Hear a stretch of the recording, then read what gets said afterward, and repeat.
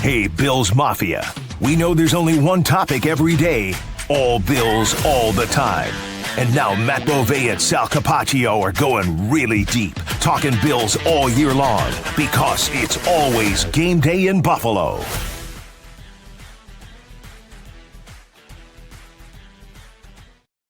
All right, playoff week number 2, the divisional round. We hope we keep this rolling for a few more weeks, actually talking football. Sal Capaccio, Matt Beauvais, and the Bills back on the practice field on a Wednesday, which is kind of like a Thursday. Everything's pushed up a day, basically, because of the game on Saturday. We'll get into all that, the timelines. But what you need to know is, of course, the Bills on the practice field for their final full day of the week, and they're still without Jordan Poyer, Ty Johnson, and Max Hairston. Matt, I just came from practice. And obviously the Bills are missing those guys. And we know Gabe Davis and Tyrell Shavers, who have torn ACLs, unfortunately. Yeah, the only guy of the group that I am even kind of holding out hope for as far as the Bills are concerned is Ty Johnson. And Agreed. That just kind of follows what we saw last week where he was a limited participant on Friday. All of that said, you know, him walking around and walking into the stadium on Sunday in a boot was not a great sign. I don't know what to expect. I think Ty Johnson would be a critical piece to have because of all of the injuries to the wide receiver room. But I think we just kind of need to accept Jordan Poyer's not going to be out there. Max Hairston is not going to be out there. Hairston not as significant because Trey White was so good against the Jags. I don't know what they're going to do at safety. I think I have an idea what they're going to do at wide receiver. That doesn't mean it's good. I just think it's pretty clear if Curtis Samuel can play, he will. And then I would anticipate the practice squad call-up is probably Mecole Hardman. Yeah, so the Bills actually have 2 open roster spots once they put Tyrell Shavers on IR.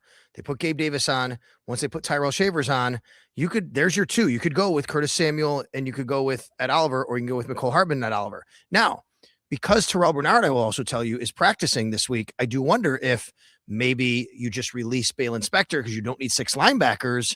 And then you also could use the 3rd spot on the other 3rd person, Oliver, Samuel, and Hardman we're talking about here. Elevation, though, wise, Hardman could just be elevated, right? That's what I mean. I guess that's a better way to say it. Hardman could just be elevated, but you would have a 3rd spot if they wanted to also activate Damar Hamlin. That's what I'm thinking of, because we know, too, if Jordan Poyer's not playing, they might want the depth at safety. Yeah, do you think there is a chance Damar starts, or do you think that this would be a Cam Lewis as the starting safety and then Jordan Hancock and Damar Hamlin are the primary backups at safety? Is that kind of the way it's trending? To me, and we don't know, we don't get to watch practice, so everybody understands this. To me, Damar Hamlin would be 3rd in the pecking order to start next to Cole Bishop. I think it would be either Cam Lewis or Jordan Hancock and then Damar Hamlin. And the reason for me is both those guys, Cam Lewis and Jordan Hancock, actually have reps. They've been playing, time on task. Jordan Hancock went in last week as the primary backup. I know it didn't go well, folks. I get it. I'm right with you. But give him a whole week of starters reps, and you hope that things go better. I actually think Cam Lewis would be the more viable option. I would do that because he understands this defense, the communication with Cole Bishop, and then maybe you use Darnell Savage as your dime safety in that situation. And I think the reason they didn't use Cam was because they needed him for dime safety last week. And I think the way that they will replace Tyrell Shavers' special teams reps is if Damar Hamlin is the guy who ultimately comes back to the roster, because say what you want about Damar Hamlin as a safety, and probably I don't think there very many Bills fans are waiting to see him come back into the starting lineup. He is a good special teams contributor. So losing Tyrell Shavers is a bummer as far as his role on the team and his prowess in special teams. I do think, though, that can be, I don't want to say replaced, but Damar Hamlin can fill in to that role that Tyrell Shavers had, specifically on the special team side of things. Yeah, so if you're looking at the wide receiver group, you're down to 3 healthy wide receivers, and that's why I think both of us are in the same boat, thinking that Curtis Samuel comes back to the active roster this week, and then Mecole Hardman gets elevated from the active roster. That'll give you 5. It can't go in with 4, right? They're not going to go into this game with 4 receivers. Nobody really does that. So I think those are the 2 guys. Now, they did re-sign Christian Wilkerson to the practice squad, who had been with the team. To me, that's just a depth practice squad signing. Although I will make the point, he is more in the like of of a Shavers and a Gabe Davis, Yes. of a bigger guy, a blocking guy. I think that's a lot to ask, and to think that they're going to bring him right in and he's just going to play on Sunday. Yeah, I Saturday. agree. That's what I mean. I just feel like with him coming back to the team, it's been so long since he has been with the team. I also think the reason Hardman is in this mix is because with only 3 healthy, active wide receivers, I don't think Khalil Shakir will be back there returning punts. I just think that that's awfully risky because of the only having 3 guys that are available. So if you could just replace him there, I think that's what they will ultimately do. So that's why I think Hardman gets elevated. I also think too, hey, you're going into the altitude. Like Josh can probably throw it 80 yards in the altitude. He's another guy who might just be like, hey, run as fast as you can down the field. And they haven't hit on one of those, but they almost did against the Bucs in Hardman's first game. They took a deep shot to him in that game. I think that might just keep a defense honest. He also, I'm not expecting him to come in and like be some crazy difference maker. He has caught the game-winning touchdown at the Super Bowl a couple years ago. I know, right? I'm thinking like he's played in the playoffs. He's performed in the playoffs. A ton. I was also looking at, by the way, the Broncos kick coverage unit is among the bottom 3rd in the league. And the way that Ray Davis has returned kicks, and Mecole Hardman could return kicks, and you remember that at the Tampa game, he opened up with it. Maybe that's a slight little edge. You think, hey, that's something we can take advantage of in field position in this game as well. Yeah, the only issue there is that we watched him muff a punt in that game. And then last week we watched Ray Davis fumble on a kick return where they took over at the 36. If he would have just caught the ball and gone down to one knee, they would have only been 1 yard behind. I think in these games, the margins are so small, I'm almost completely okay with if you have an opportunity to kneel it and take it out to the 35, you should do it every single time. Like, that's just my mindset. I think the risk is so much higher than the reward with those special teams plays. Sal Capaccio, Matt Bove. It's always game day in Buffalo. Make sure you're subscribed at Sal Sports on the YouTube side, on television side. I guess on video side, I should say. And yeah, but you can watch on TV. You can watch on TV. WKBW TV, Channel 7 in Buffalo. Maybe they'll throw the podcast up there someday. Okay, so did you see our colleague Thad Brown had an interesting tweet about like EPA per play and where teams rank. And I don't know how confident or not confident you are in this game anyway, to be quite honest with you. So maybe this is a bad question. We can start with that. How confident are you not confident? Really quick. You think Ed Oliver plays? Before we put a bow on the injury stuff. Yes. You think Ed Oliver plays? Yeah. So I just put video of Ed Oliver out on social of him stretching today. There's certain rules we have. I couldn't show you everything he was doing, but just watching him, I could tell you, I saw him hit a sled. I saw him do, to me, what looked like a normal practice routine for a defensive lineman. He wasn't wearing a brace on his knee. He's wearing a brace on his elbow. Sure. You take a look at it. Take a look while you have the footage. Take a look at your phone right now as we're sitting here. Okay, good. Yeah, I saw it. I also think he plays. I am basing that more off of, we're recording this on Wednesday. Admittedly, I'm taking the day off before I leave for Denver, but I was at the facility on Tuesday and we interviewed Ed Oliver, and he said that he's optimistic and he's hopeful. Now, players always speak with that kind of language, but it was more the tone in which he said it and the body language in which he did the interview. So I didn't mean to steer you away from that, but I know I appreciate if that. somebody was listening or watching, they would probably go, what about Ed Oliver? What about Ed Oliver? I'm thinking he's going to play. Like, I really do agree. Think he's going to play. I agree. And if he does play, well, then now you're also talking about 1, 2, 3, 4, 5, 6 defensive tackles that you have active on the roster, because you'd have to activate him, Daquan Jones, Deion Walker, Larry Ogunjobi, TJ Sanders, Fedarian Mathis. Maybe that's where some of the roster movement can come in to have the other guys we're talking about. Or maybe you just roll with 6 and say, we need as much depth as we can. We'll figure it out. One of the issues with the Bills this week is the timing of this game, not just for the health purposes, Matt. We've talked about that. And guys getting healthy. Because the game is Saturday at 4:30, elevations have to be done Friday. And I know your roster management has to be done by Friday. If the game was Saturday night, you could wait until Saturday. Yeah, it's crazy, isn't it? It's crazy, like the little advantage. And this is why, the regular season does matter. And there will be Bills fans who are annoyed about the draw and the short week and the injuries. And I understand all of that. win more games, and then these are not the things that you have to worry about. It is supposed to be a disadvantage going on the road on a short week when you're going against the number one seed. The number one seed is going to get all of the advantages humanly possible, and in this instance, they do. Yeah, that's tricky for the Bills because it feels like they have to figure everything out that they need to do on Friday. I don't think this team would have any reservations making Larry Ogunjobi inactive. I don't think they would do it financially, but I think they could be done with Larry Ogunjobi completely and have Fedarian Mathis play and then have Ed Oliver basically replace Ogunjobi. I think they would still want a little bit more depth there. But yeah, they're going to need to figure some things out, but it's not anything overly complicated. It feels like a couple guys in, a couple guys out. All right, so where was I a minute ago? You were the EPA from Thad Brown's tweet, and if I think did you see it? Broncos are legit. I did. Okay, so essentially, the Broncos have the number 2 rush defense in the NFL. They're the number 1 sack per pass attempt team in the NFL. They are breaking franchise records for sacks and getting to the quarterback, much like last year. Thad Brown, our colleague over in Rochester, wrote this year, though, he wrote, let me give you the EPA. Here it is. Let me find the tweet exactly because I think I missed it here. Basically, it goes like this. The weeks 11 through 17, their EPA drops substantially. That's expected points on average. It's basically taking all of the stuff that normally happens on a play based on where the game is, where the ball is.